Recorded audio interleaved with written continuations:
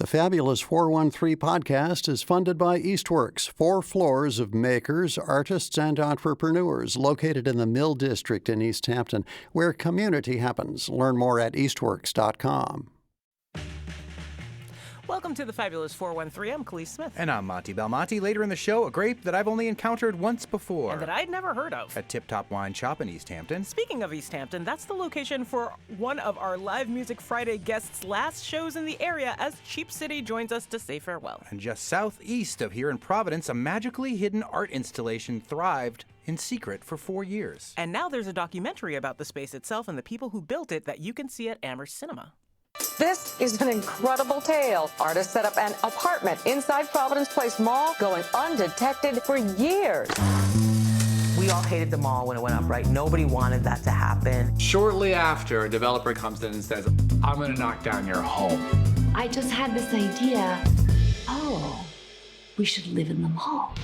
In 2003, 8 Rhode Islanders created a secret apartment inside a busy mall and lived there for 4 years, filming their exploits all the while. More than a prank, the secret apartment became an art installation, a commentary on gentrification, and a deeply meaningful place for all of the folks who lived there. Secret Mall Apartment is a 2024 American documentary directed by a filmmaker, Jeremy Workman, that recounts the story of those young Rhode Islander artists who built the secret apartment inside the Providence Place shopping mall in Providence and who lived there until getting caught and charged with trespassing in 2007. Spoiler alert. Well, I mean, I feel like you can't call the documentary Secret Mall Apartment if it's no longer a secret. Yeah, you need a beginning, middle, and an end. Everybody knows about it now because you've called the documentary. Yeah. You can see this said documentary at Amherst Cinema starting tonight and at various other screenings over the week, but there is a special screening with a talkback with the artist who created the apartment, Michael Townsend, and me, this coming Monday night at 7. And we are joined by that artist, Michael Townsend, now. Thank you so much for joining us. Yes, excellent. Thank you for having me. This was such a neat watch. I think for me personally, I grew up just north of Providence. I spent a lot of time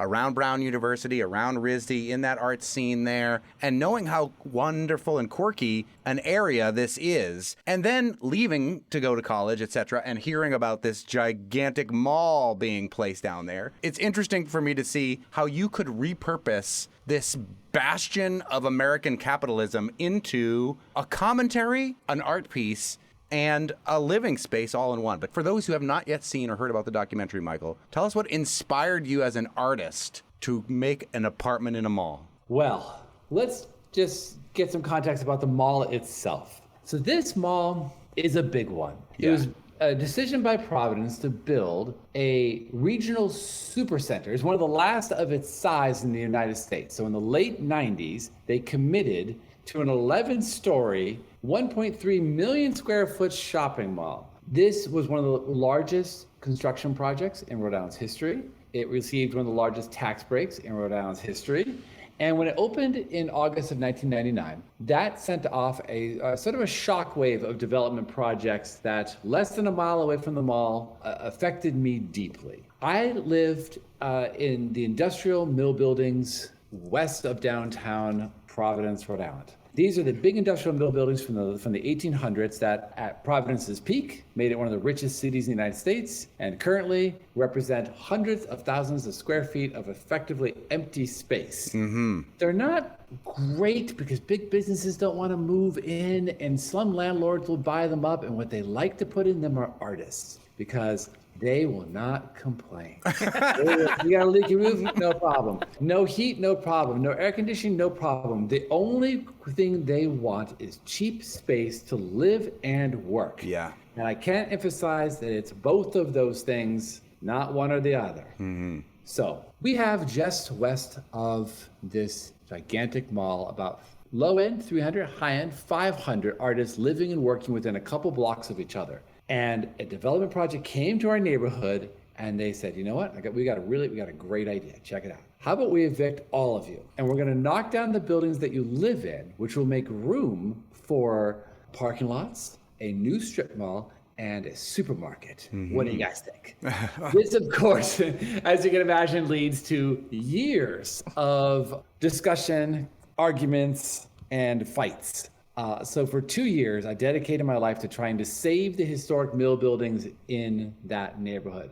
All of us lost our studios and homes. We were all evicted. And the home that I lived in ultimately was torn to the ground to make way for a parking lot. I'm giving you all of this context because during the course of that fight, I am in the ear of the developer constantly, and I'm hearing their worldview, which is sort of a glimpse into an old ideas about manifest destiny. They're like, okay, if we find a space that we think is underutilized, it is our responsibility to develop it. And this is something they deeply believe in, and I heard this for years. Now, we've lost our homes. We have 1.3 million square feet of building down the street. We went to explore a sort of reconnaissance mission, the mall itself, and within the mall itself, in this gigantic structure, we found a space that is definably underdeveloped. And we took that developer's mentality and we applied it. We said, we have a responsibility here to make this into something important and special. We made an apartment and we fully furnished it. And we had control of that space for 4 years before we were finally discovered. It was Mallfest destiny. Mallfest destiny. Thank you, sir. That's a new term. And we are speaking with the artist and star of Secret Mall Apartment, Michael Townsend, who'll be in a special screening of this documentary at the Amherst Cinema on Monday night, where I will host a Q&A after the film with Michael. Speaking of spoilers, it becomes clear in the course of the movie that like underutilized spaces are kind of your jam. What is it about those spaces that are a little out of the way, a little bit out of regular public view that is so appealing to fill with your art? My career is as a public artist. So my daily adventure is to think of buildings as canvases. My main practice is something called tape art. Tape art is exactly what it sounds like. I draw with tape on buildings. And so I'm very interested in blank spaces and transforming spaces and stewardship of spaces. And when I moved to Rhode Island, to Providence in the late 80s, Providence was a ghost town. That means if you went downtown on a Saturday night, it is tumbleweeds and nothing else. Well, the mafia was there, and they would whack you on Federal Hill if you went to the wrong restaurant on the wrong night. That's what I remember about Providence in that time frame. Yeah, there was a little bit of spooky in there. Surrounding the area that would become the mall are a whole bunch of very, very big abandoned buildings. There's a huge Masonic temple directly across the street from the state capitol. There's the abandoned University of Rhode Island buildings, which is where the mall eventually will be. There are so many buildings to explore, and my young 18, 19, 20-year-old self took full advantage of that. My love of exploration turned into a love of putting meaning into abandoned spaces. So I had a head start in making art projects in these spaces with no audiences in mind, and just trying to imbue them with sort of life and meaning. And this movie, The Secret Mall Apartment, is just like absolutely chock full of examples of this type of artwork. My favorite, apart from the apartment itself, is sort of this underground tunnel that has been abandoned, where you took all of these crazy looking mannequins or human forms and hung them from underneath there. And it was not advertised, it was not explained as to what you would see, but they became this place where people could explore and maybe if they knew exactly where to go, encounter this incredible installation. Yeah, that was a big, huge sculpture installation in a water drainage tunnel. That space was 20 feet wide, 6 feet high, and 250 feet long. And I did have a period of time where I dropped out of society for 6 months, and I dedicated myself to making that sculpture installation. When I finished it, I showed it officially to a total of 13 people. Wow. I put a lock and chain on it, and I walked. The adventurer class of Providence figured out that there was this manhole cover. Now, this manhole cover is between the train tracks, but they figured it out. If you pop that manhole cover, you could drop down into a series of tunnels, and you could enter into the sculpture installation. And because there was no signage, there was no claim to who made it, you were effectively like discovering an underground civilization. And it was yours to figure out the meaning of it and try to understand like why it was there and feel whatever you wanted to feel, which usually turned into people feeling like, I've got to show this to somebody else. And this went on for 8 years. I have run into so many people who were self-professed tour guides of the space. Wow. I've heard more than once the estimate that more than 10,000 people dropped through that manhole cover and explored that space. That's amazing. It is amazing, and you do get to see it in the documentary, and it looks. I'm sad that I can't go and explore where it would still exist right now in Providence. Yeah, the documentary is filled with footage that no one has ever seen before. Yeah, let's talk about that because I'm curious about the camera and the camera work. Like we know about this tunnel because you took video of it, and we know about the apartment because you also took video of that. How long before either of those projects had you been filming your work as it happened? Yeah, so in my life as a tape artist, there's an important cycle to that work, which is the work is drawn on buildings and can be anywhere from 8 to 10 feet high to 7 or 8 stories high to 100 feet across. Regardless of its size, however, when the work is finished, 24 hours later, I tear it down. So all of those works are intentionally temporary. So the only record left is whatever photographs and videos you take of the work. So my friends and team and collaborative artists, there's 8 of us, in the weeks after the World Trade Centers fell, decided to do a project in Manhattan where we would go and draw life-size portraits of every single fireman and every single airline passenger who died at the World Trade Center. So for 2 years before we start the apartment project, that team of 8 people are in the rhythm of documenting. We are going to Manhattan. We are effectively crossing the line, which means we do not have permission to do this project. We have made the decision that these 500 portraits are worth drawing.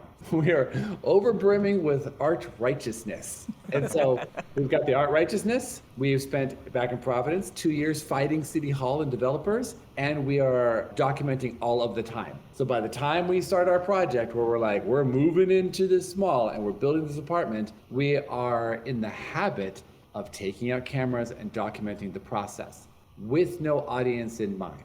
The footage was never meant to be seen by anybody. It was a way of keeping a record for ourselves, but Jeremy Workman, the director of this movie, was the first person to ever see all of the footage. And he is a world-class editor and filmmaker and declared it a gold mine within 24 hours of receiving that hard drive. and as you mentioned at the beginning, this is the moment when the project is patently not secret anymore, when you can really, really see all the details of the moving in and real-time decision-making, where you see on film us go, oh, we should probably do this, and then us do that thing. It's amazing. I mean, to have that much footage from 20 years ago that's now woven into this documentary. And then in the documentary, which is called Secret Mall Apartment, which you can see at Amherst Cinema starting tonight, but also a special screening on Monday, a Q&A with Michael Townsend, the artist who made the Secret Mall Apartment, who we're speaking to now. There's a moment in the documentary where you remake the Secret Mall Apartment. So then there was a part of me that said to myself as a viewer, wait a minute, has all of this footage been fake this whole time? And then I was like, maybe that was going to be the aha moment. But spoiler alert again, no, it's not. That is real footage, and you recreate the Secret Mall Apartment. Right. So we're not in a moon landing scenario. Right. We're just it's the real thing, people. It really happened. Okay.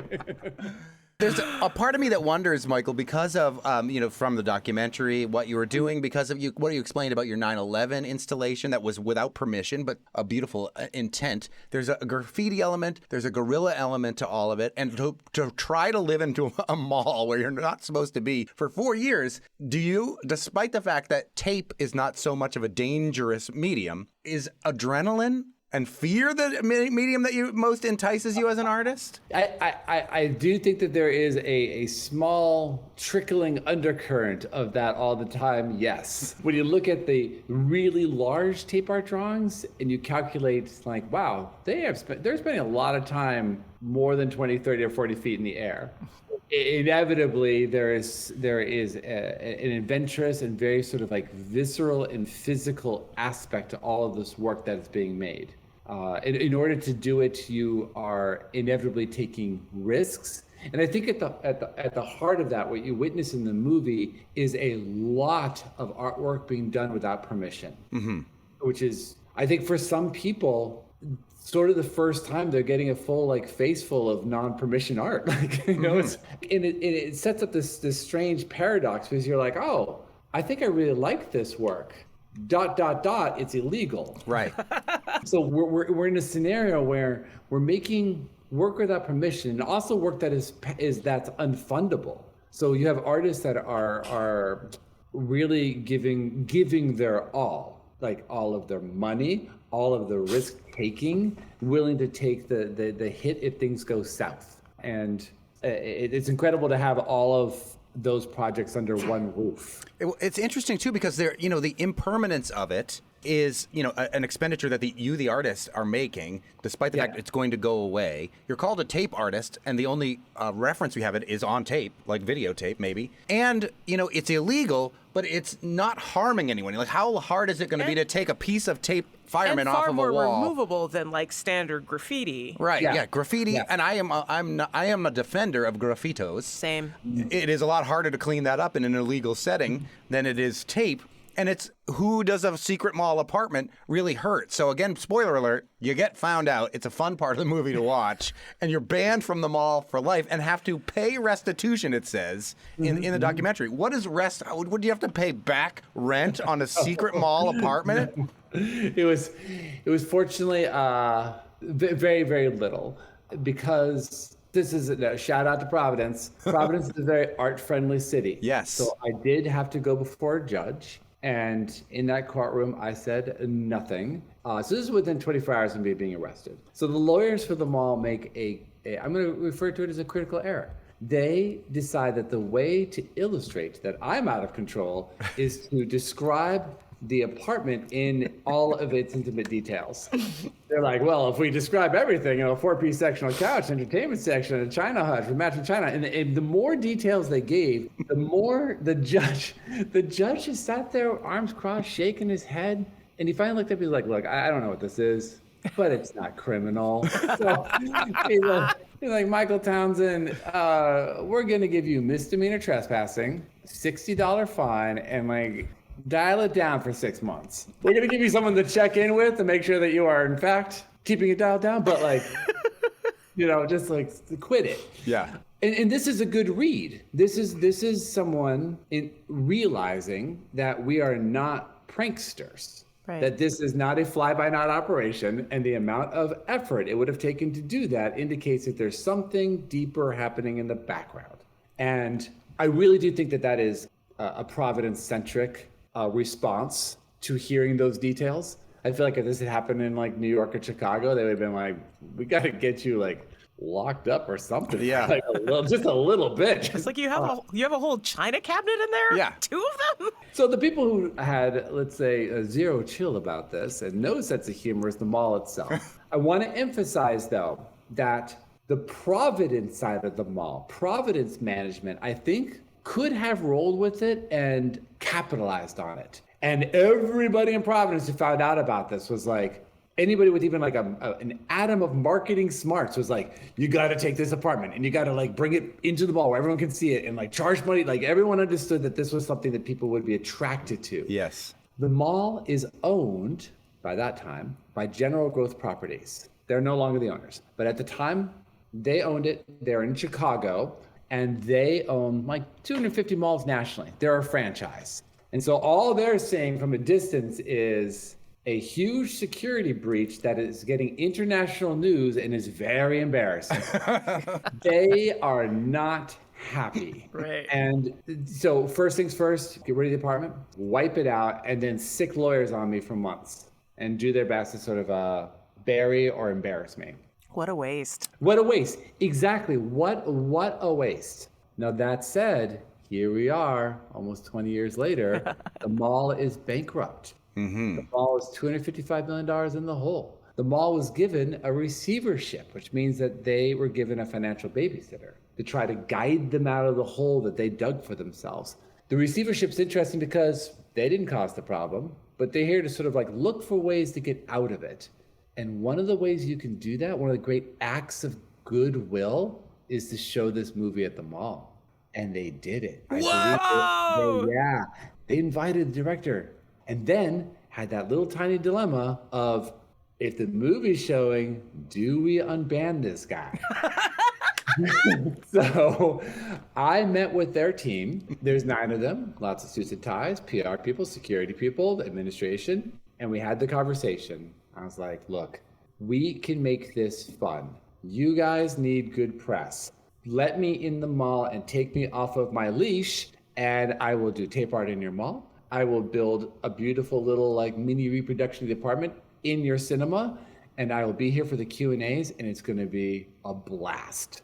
The opening weekend of this movie showing at the Providence Place Mall, I did 26 Q&As in 4 days. Wow. Whoa. And my goodness, the outpouring of support and interest for this movie. This movie beat every other movie in a 16 cinema multiplex combined 3 times over. That's awesome. It's I love awesome. that. The competition wasn't strong, but still, the movie, close to 2 months later, is still showing at the mall because people are still going. Because what the movie seems to do is connect with a incredibly wide range of individuals. I am perpetually shocked at the spectrum of people who love this movie. You talk to a 10-year-old, they love it. You talk to someone in their 90s, they love it. The gangsters love it. The hipsters love it. The moms and the dads, the cool art kids love it. The sailors and construction workers love it. There's something there for everybody in this movie. And I'm grateful that Jeremy was able to weave together a narrative with this footage that seems to speak to so many people. I'll just add that as the father of a 17-year-old, amongst others, my son was in his mind saying, I've heard about this movie. I can't wait to see it. I hope they show it at Amherst Cinema. And lo and behold, across his social media transom, it's not only showing at Amherst Cinema, but it's Dad's hosting the Q&A with the main star of the movie. So yes. proud parent moment for me. Speaking of kids, like you're a teacher and do a lot of work with kids of all ages. And in fact, like some of this collective that moved into the apartment were some of your students. Talk about teaching this style of art to others as ways to kind of engender a little more community in these spaces that, as you mentioned, have been abandoned. So my teaching practice has been, it's 30 years of teaching. 10 of that was at RISD. I taught undergrad and pre-college work there. During my time there, it coincided with the fight to save Eagle Square. This is where our industrial mill spaces were, where our homes and studios were. So I was teaching community activism classes. I was teaching just straight public art classes. I was told at the time that I was one of the first teachers that they ever had teaching community activism, which I found alarming because I was like, what about the 60s? Yeah. Like, surely you must have had something. Those have a tendency to be, very concentrated with a small group of students and very more intellectual. But you can get them politically active. Like bringing an artist to a city hall meeting is a really important thing to do, because at the end of the day, a lot of activism is like super boring. My gosh, like the amount of regulations you have to know the rules better than the people who are enforcing the rules in order to have a good conversation about it and advocate for change. Now, in my tape art universe, what I love about this medium is that we can work with any community and empower them with the ability to have a public voice. So you can get people very quickly up to speed and comfortable with drawing as a group. And then because it's temporary, we can pick and choose locations where we want to have their voices heard. Who's the audience and what is your message? And so it gives people an opportunity to literally be seen in the act of wanting to speak out, and it leaves behind a product that is, in a best case scenario, noteworthy, newsworthy, and helps sort of broadcast their message. So I love all of those things, and I like continuing to be involved with the medium that I can use to empower others. This might be a little spoiler. I won't say where in the movie this happens, but there's a couple of conversations or snippets with people in modern day talking about your art, a lot of whom don't get it. And I'm curious about your feelings regarding that and its inclusion in the movie. Yeah, I think personally, for me, it's the most important part of the movie, hands down, because as an art educator, nothing thrills me more than to see a movie where you have a wide range of people's ideas about art represented, all the way from the fine arts, where we go, well, based on these fine art principles, this is definitely art, all the way to people who go, I don't know, I don't think this is art. And within the movie, there's a wide range of art ideas to sort of like attach your brain to, where you'll definitely have moments in the movie where you 100% assured that something's art, and then you're going to be asked to believe that something else is also. That may not be the thing you think is art. So I think it's really healthy to have all those voices represented. And I think it's one of the reasons why this movie plays so well to such a wide range of people. And I think keeping that idea that it is as much about art as the Secret Mall apartment is important. And I will just quote the person who snarkily commented when I shared this post that I was going to be hosting this Q&A on my Facebook, said, doesn't seem like there's much to this movie. Aren't we cool? We snuck an apartment from inside a mall. Okay. It is so much more than just that, but it is also that. And it is a delightful movie and will be screened in the hometown of your girlfriend who's featured in the movie. Absolutely. So who also doesn't get your art, by the way. Yeah, she doesn't get your art either, which is amazing. So she is turned into like a really important part of the movie, because here is the person who is the closest to me, who on film is questioning whether the art I make as an artist is in fact art. Now, to be fair, she is someone who her career is in the public humanities. So her job is to try to understand if things are in fact art so she can explain it to other people. So when she asks the question, she's asking professionally, is that in fact art? Yeah, she in the movie provides little tiny snippets into our personal life that I have found for audiences who have witnessed this movie to be a huge relief to have heard said aloud. Because there are so many people out there who are trapped in relationships with artists, and they got to deal with this nonsense all the time. And it's just really refreshing to have somebody so authentically just say the quiet part aloud. I love it. Yeah. I'm curious if any of those mill buildings, because we live in a place where there's a lot of that sort of factory disrepair that recently has, again, come under different owners. They're being fixed up. They're really cool, artist and multi-purpose spaces. Are any of those factories that were near Eagle Square still around, or were they all bulldozed when Fort Thunder got taken down in 2002? Ironically, the only one that was bulldozed, Fort Thunder. There was another building that was in such disrepair it needed to go anyway, but the only one that was in fixable condition that got leveled to the ground. And in a great twist of I would have loved to be in the room where they whiteboarded this, when they're okay, let's rip down a cultural artistic epicenter and replace it with something. Anybody looking around the room? Anybody? And someone's what about an ATM, sir? The ATM is brilliant. That is brilliant. So if you go there today, it's just a parking lot and an ATM machine. Wow. Where we used to live.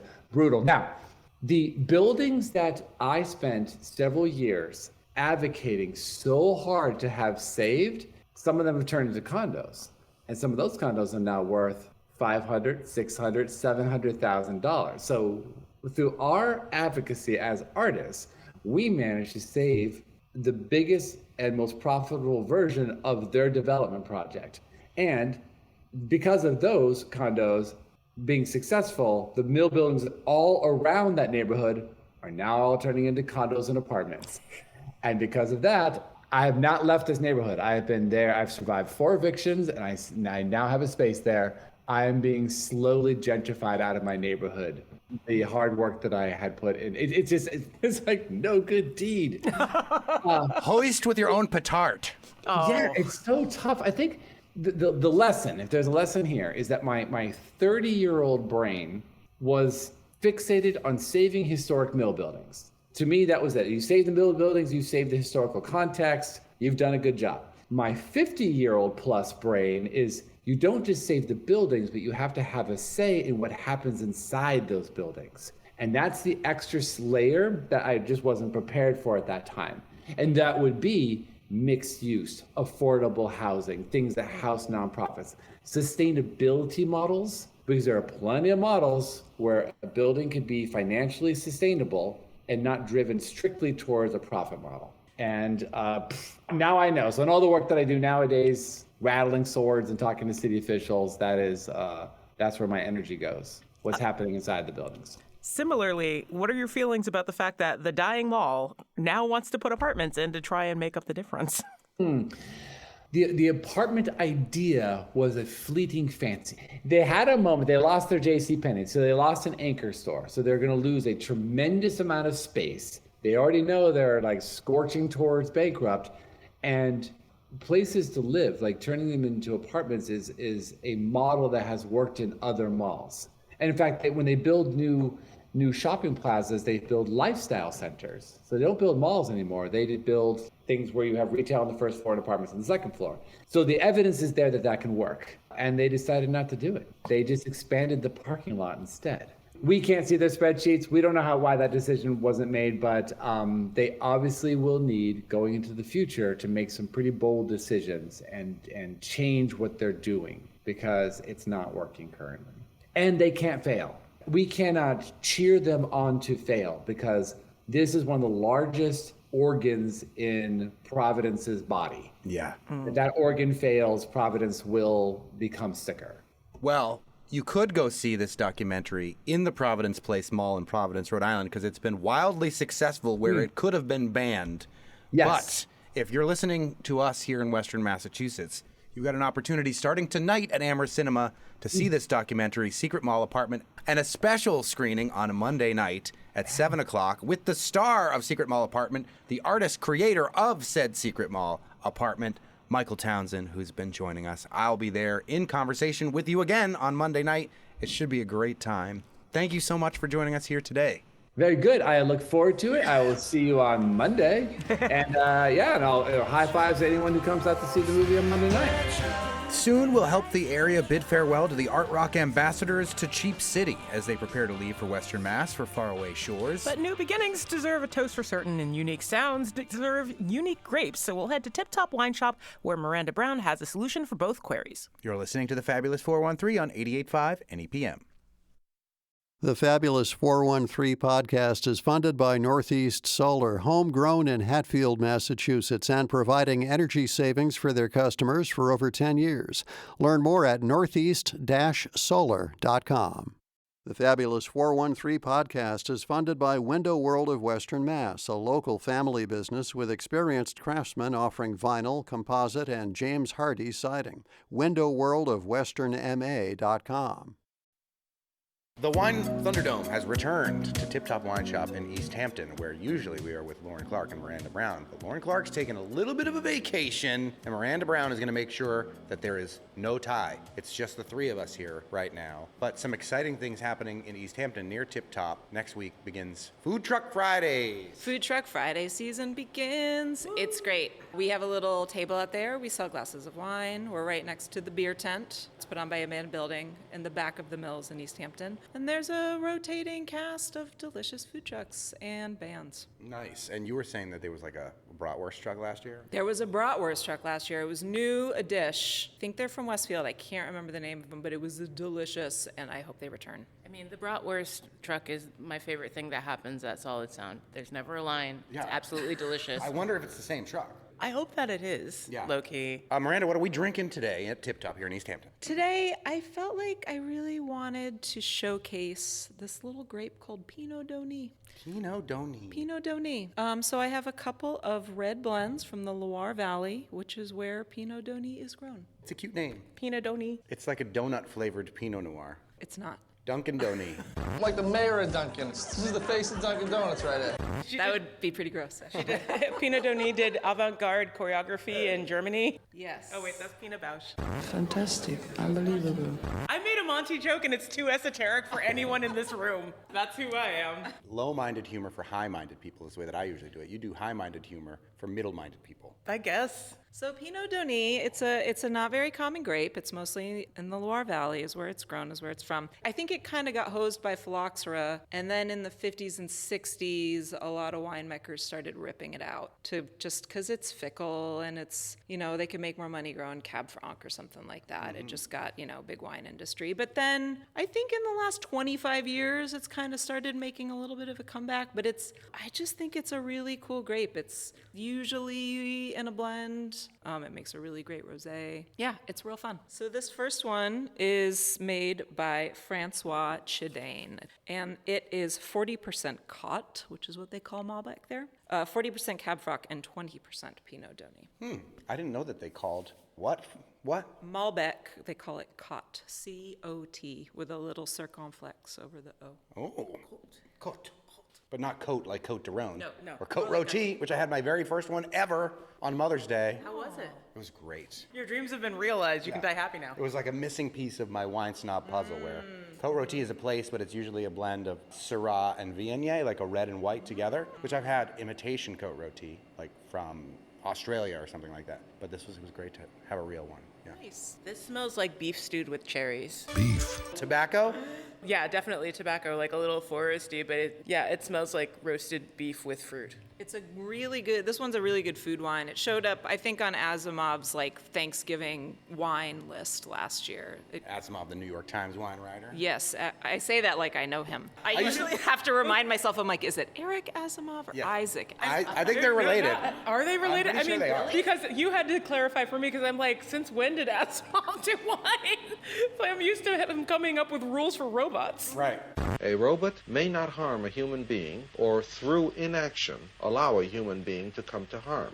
I used to message Eric Asimov on Twitter once in a while. I felt like I was interacting with the big league of wine when I would talk to that guy. Like, famous for writing his books out of the order he wanted you to read them in. Like, for anybody getting into Foundation, Robot, and Empire, somewhere in the second Empire book in the back is the official order that Asimov wanted you to read them in. It's not the order they came in. And if you're confused reading down the line, that's why. That's Isaac Asimov. Eric Asimov allows you to read any of his columns in any order you'd like. You're not doing it right. I really like this wine. I like it. Definitely feels like a food wine. Yeah, it's got really nice structure. It's good tannins, but not too grippy. Good acidity. And not too heavy either. No, yeah. It's got a lot of structure, but it's light. I'm curious what Pineau d'Aunis is like by itself. I'm curious what that... Well, we actually do have 100% Pineau d'Aunis. I didn't open it. But the next one is a much higher percentage of Pineau d'Aunis, so you'll kind of see where it goes. I have a feeling that with a little more oxygen, this is going to soften in a really cool way. But I'm getting a lot of that tar. It's like filling potholes season, so it's a perfect wine for that. It smells like all the filling potholes. Construction season wine. Yeah. Build up those holes in your palate. Okay, the first wine here at Tip Top in the Wine Thunderdome once again is... Francois Chedane Touraine Rouge. And we're exploring Pineau d'Aunis. Pineau d'Aunis. An underappreciated grape of the Loire Valley. Pineau d'Aunis also sounds kind of like a Pokemon. Yeah, it does. Uh-oh, you're flying solo, customer. What do I do? Hello. What's the second one? So the second one is Patrice Colin, Coteau du Vendemois Rouge, Pierre Francois. Wow. That's a so mouthful. much French. Yeah, it's very French. That's like that Green River Festival band you were talking about yesterday. Orchestre Tout Puissant Marshal Duchamp, who have such a long name but are just dynamic. And you said it so well. If you're interested at all in like giant avant-garde funk, they're fantastic. This one has some of the same notes as the first one, which to me mainly is tobacco or the tar kind of thing. More foresty, like definitely more tree kind of scent. I smell Pope Leo in this one because it smells like incense in a Catholic church. Yeah, incense for sure. And white pepper is the kind of hallmark of that grape. And this is 70% Pinot Denis, 20% Pinot Noir, and 10% Gamay. So yeah, you're getting I get so much more of that pepper in here. Yeah, for sure. Oh, that pepper comes way out on the palate too. Yeah, for sure. And a little bit more, maybe more fruit than the last one. Oh, way or like more a fruit, fruit too. leather kind of thing almost. Oh, that's neat. It's a fruit roll up. Stop us if you need advice. Yeah. I will. Except that my favorite wine, I don't see it. Which one? Oh, it is. Oh, gosh. Okay. Oh, the Gruner Veltliner. Yeah. Now that the customers are gone, thank goodness. Now we can go back to having fun. What is the fruit, though? What is that? To me, it's like a black cherry or like a dried type of fruit. Maybe even a dried cranberry. If you have a UTI and you drink this cranberry-flavored wine, it's going to be great for you. No, it's not. It's not. The Surgeon General has issued warnings about how bad wine is for you. Are you happy now, listener? But yeah, definitely some earthy, leathery bottom end to it there. Earthy Bottoms. I was going to say something about Earthy Bottoms being a jam band you'll see at Strange Creek, but you're probably right. Yeah. Remember I made up that whole April Fool's Day ad with a festival called Folk and Athol? Hang out by a dairy farm, smell the dairy air, and listen to some great folk music at the first ever Folk and Athol. Folk and Athol, a folk music explosion with Broken Wind, Juicy Double, Bottom the Weaver, the Harry Butts Band, plus an all-star tribute to Fanny and Loose Caboose. Yeah, no, it's Earthy Bottoms is absolutely playing Folk and Athol. I love April Fools. I know, we should do June Fools. Every first day should be a Fools. Anyway. Time to go back. Elise loves to revisit before we vote. Oxygen is one of the important components of tasting. It's true.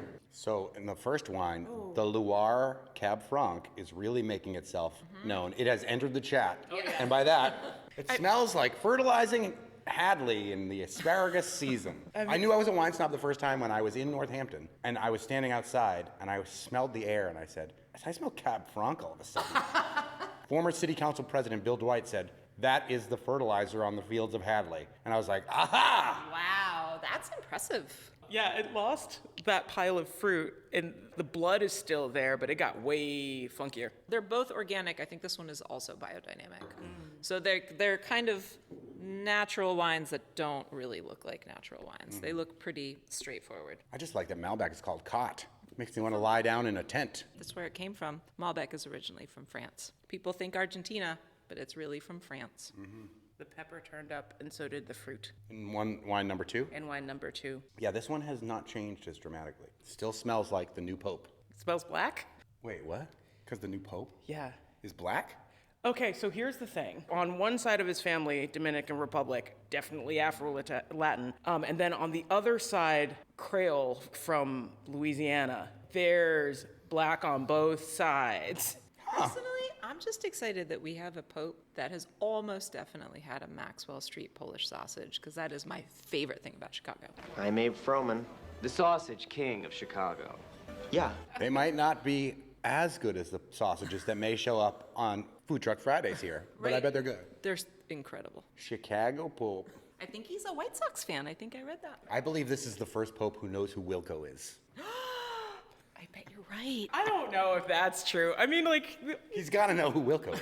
I don't think so. Like, dude, what's your favorite record? A Ghost is Born? Mine's Summer Teeth. Well, Wilco released a little meme on social media saying a Pope is born. A Pope is born. A Pope is born. A Pope is born. With him coming out of the egg from A Ghost is Born. It's funny. Yeah. It's got so much soft air. I was gonna say, yeah, this really they both have really opened up in the second taste. Tip Top Wine Shop, East Hampton, in anticipation of Food Truck Fridays, which will happen every Friday at the beginning of the spring-summer season, and then slow down to every other Friday later, right? And then I think in September it picks back up. What else you got coming up at Tip Top? Oh, we have a Wines of Portugal class coming up. That's my favorite region! It's with Adam English of Oz Wines. It's going to be June 4th. No, fun times. It's going to be really great. What else do we need to know about this rare grape, Pineau Denis, Miranda Brown? It will impress your wine geek friends that you even know what it is. Right. Pineau is Pineau. And then it's D''Aunis. So this takes us away from the Pinot Noir and Pinot Meunier and all those other Pinots. Exactly. Yeah. It's also sometimes called Chenin Noir, but it has absolutely nothing to do with Chenin Blanc at all. See, this is why I started this segment so many years ago, because wine is good. Even though the Surgeon General says wine is not good for you, but it is so confusing. It feels like it's on purpose. Yes. Probably not. It's just like a bunch of civilizations and cultures doing their own thing for so many hundreds of years, not thousands, and we're just trying to figure out how to navigate through it. There are people that want to be gatekeepers that are trying to keep it confusing and not want to dispel it and say that Cab Franc smells like fertilizer going through Sunderland. Smell the dairy air and listen to some great folk music. I'm trying to be one of those people that opens the gates a little bit. Exactly. We don't want to be gatekeepers here. That's rude. You also, Miranda, were part of the Fab 413's 413 Day tasting. Yeah. How did that go? It was fantastic. It was just nonstop. It was amazing. It blew me away. What did they think about the wine that we picked in the last Wine Thunderdome here to bring? Oh, they loved it.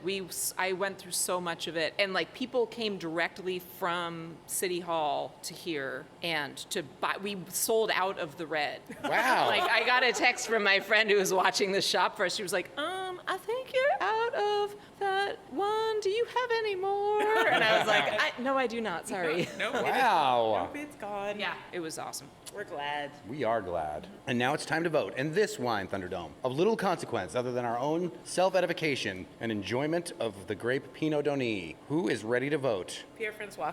The second one, Colleen? 70% Pinot Donny. 70%, yeah. You ready to vote, Miranda Brown? I am. Moi aussi, Pierre-Francois. Moi aussi tambien. It's mostly... It's humor in it. Wow. Would you like some wine? Would you like some wine? I heard the Surgeon General said it is good if you have allergies to have a little bit more wine. Right. No, he didn't say that. You know what beats histamines? More histamine. Woo, May. It's a hard month for me now, all of a sudden.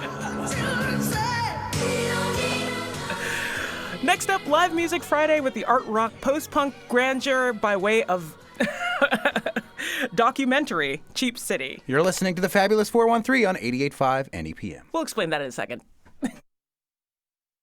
The Fabulous 413 podcast is funded by the UMass 5 College Credit Union, offering co-op advantage checking with cash back on all purchases, plus secure debit card controls, all from the UMass 5 mobile banking app.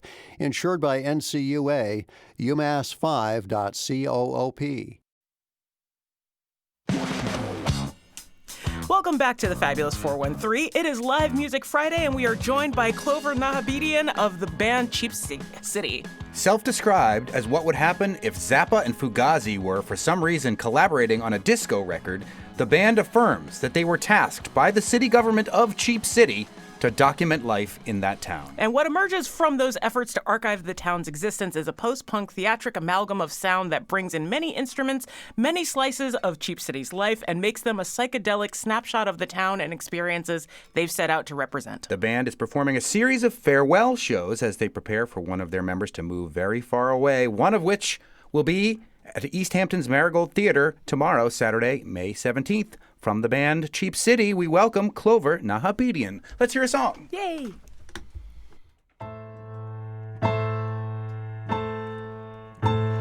I had that stupid dream again. The one that I told you about before I left. My life is a public confession of sounds and memories. Some things should just be for you and me. My self-destruction distraction plan isn't doing anything to rid me of the only sound I'm desperate to forget.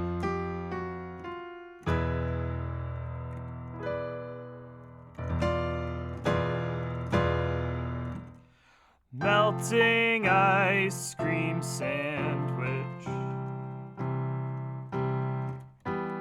on your maple sugar tongue. It's dumb, but that's just how you're your voice sounded to me.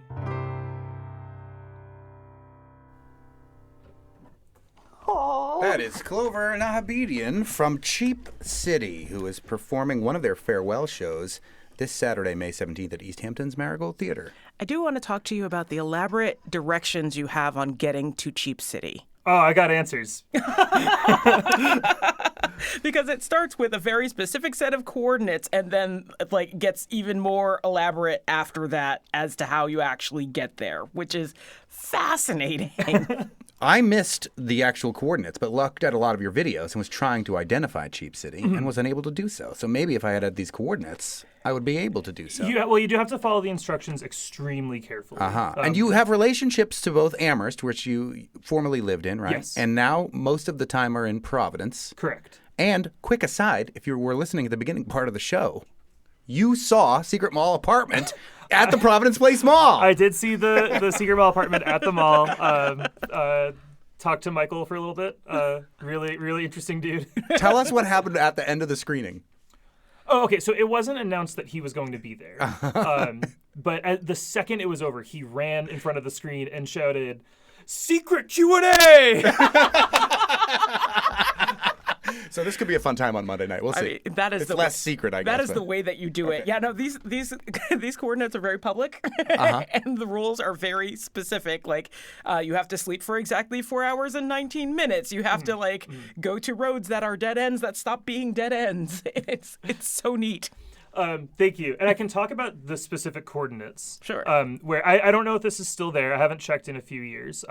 But it's a place called the Coffee Shop, Cafe, and Laundromat in Elyria, Ohio, which is it's a real place. We played in we had a show, I guess, in Cleveland, and I was in grad school and I had a paper due, and I was like, I need 3 hours to finish this.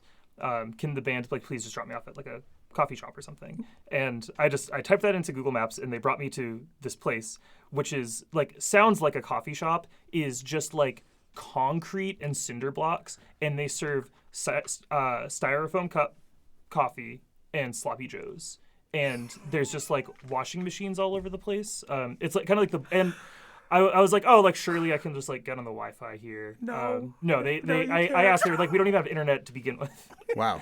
That is the most Ohio thing. I went to school in Ohio. Okay. That is the most Ohio thing in a moment that I've heard of. That's so accurate.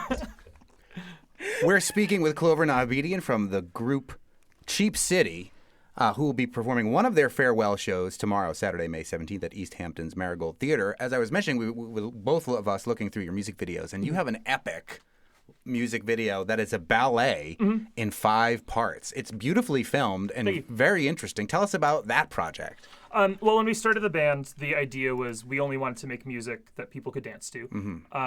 And at a certain point, that extends to ballet. And, I went to school for classical music, and that's where I kind of work. So I know a lot of people who work in the field, and just thought this could be interesting to do. And it was really we were talking about this the other day, and I was like, do you guys remember how did this happen? The germ of the idea? And they were like, I don't know, you just walked into practice one day and said we're doing a ballet. So I honestly don't remember, but it was one of those ideas where I think I was like, this could be funny. And interesting to do, and 24 hours later I had overcommitted to it and offered people money. And So did you write the songs so that they could be danced to in a ballet style, or did you have songs that you thought ballet would be fitting for? So we did an album called Blue Dancers, which came out about a year and change ago, and while we were writing it, I joked, this is the score to a ballet that has never been performed. It was commissioned by Cheap City, but the city went bankrupt. And then at a certain point, I was like, well, we could just actually film a ballet. That would be funny. So we played 5 songs from that album. But it's not funny at all. It's beautiful. Thank you. Yeah. I mean, where did you film this? Okay, so I live in Pawtucket, Rhode Island, and a few blocks away from where I live, there's this huge building, and I've always been curious, I don't know what that is. It turns out it used to be an Elks Lodge jazz ballroom, and through happenstance, I met the person who currently rents it, and he agreed to let us film there and be super loud for 2 days for $500. it was just so lucky that we kind of stumbled upon it. I'm glad there's still art spaces being used in the greater Providence area, as we learned about from the movie Secret Mall Apartment. Right. But I'm sure, as Michael would attest to, like, and I think this is a great example. Like, this is in Pawtucket. It's not in Providence. Right. Like, functional art spaces are like slowly like moving out. Mm-hmm. Like the radius of where we can do these kinds of things is getting bigger. Right. Right. You're moving. Yes. And that is the demise of the band. Yeah. Yep. Are you moving to a cheaper city than Pawtucket? No. What happens to Cheap City's tourism when Cheap City is no longer available to document the occurrences that happen in Cheap City? Well, the mayor was really unhappy with me, and she was like, "We're kind of like banking on you continuing to write songs," and I said, "Well, I gotta live my life, you know. Like a job's just a job." So, you know, whatever happens to the city after I leave, like I think that's kind of on them. What is a cheaper city, Amherst where you lived or Pawtucket where you live now?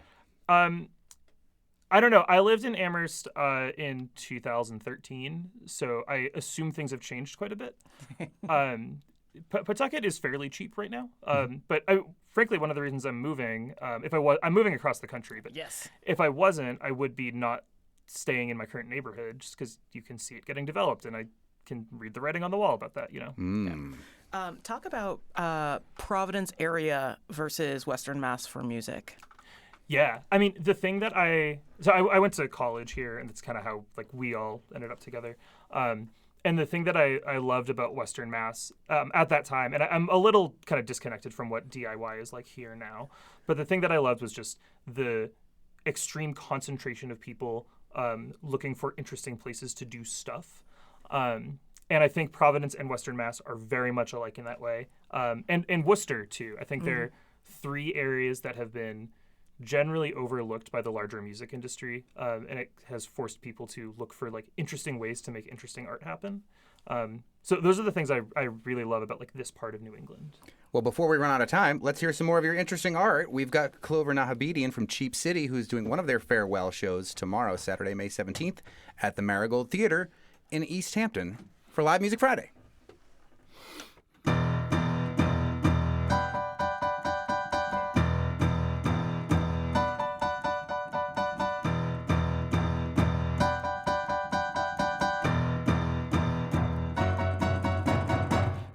Say, ooh la la, but I can read the secret message concealed on your face.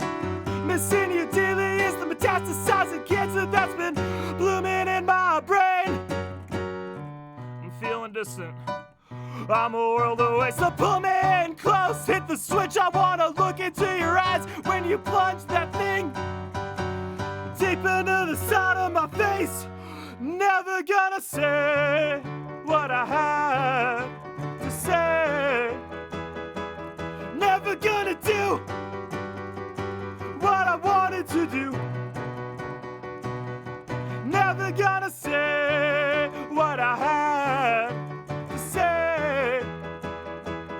Never gonna do what I wanted to do.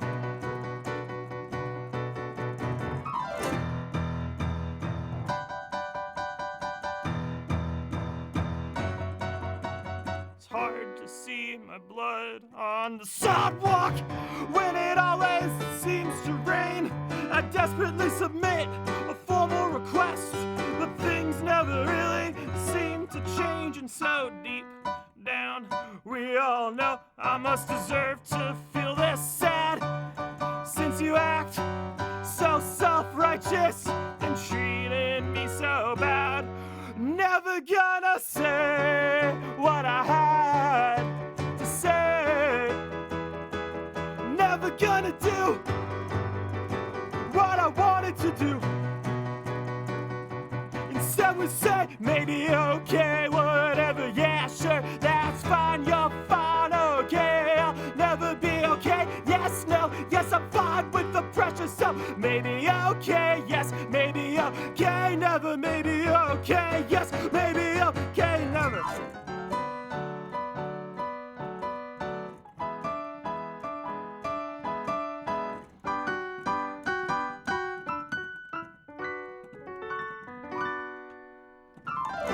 if I stay asleep. No one has to actually know me. If I'm out of town enough, no one has to check in on me. If I go back to church, God might not forsake me. If I kick caffeine, she could actually love me. So I'm never gonna say what I had to say. No, I'm never gonna do what I wanted to. Instead we say maybe, okay, whatever, yeah, sure, that's fine. You're fine, okay, I'll never be okay. Yes, no, yes, I'm fine with the pressure, so maybe, okay, yes, maybe, okay, never, maybe, okay. 2 months, no pressure, yeah, yes, no, choked up, no feelings whatsoever. Please don't be so kind. That much easier to think about you all the time.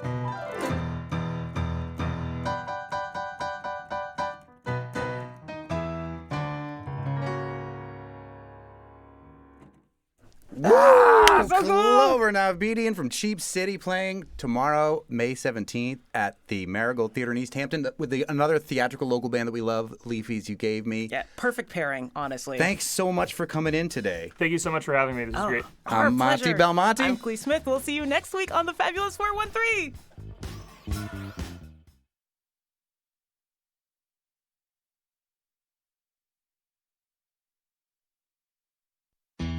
Whether your commute is 10 minutes or half an hour, your drive time is time well spent with NPR and NEPM. In just those few minutes, you'll hear stories from across the country, around the world, and right here in Western Mass, with topics ranging from the day's top political stories to cultural happenings in the 413. On the way to work, on the way home, your drive time is time well spent with 88.5 NEPM.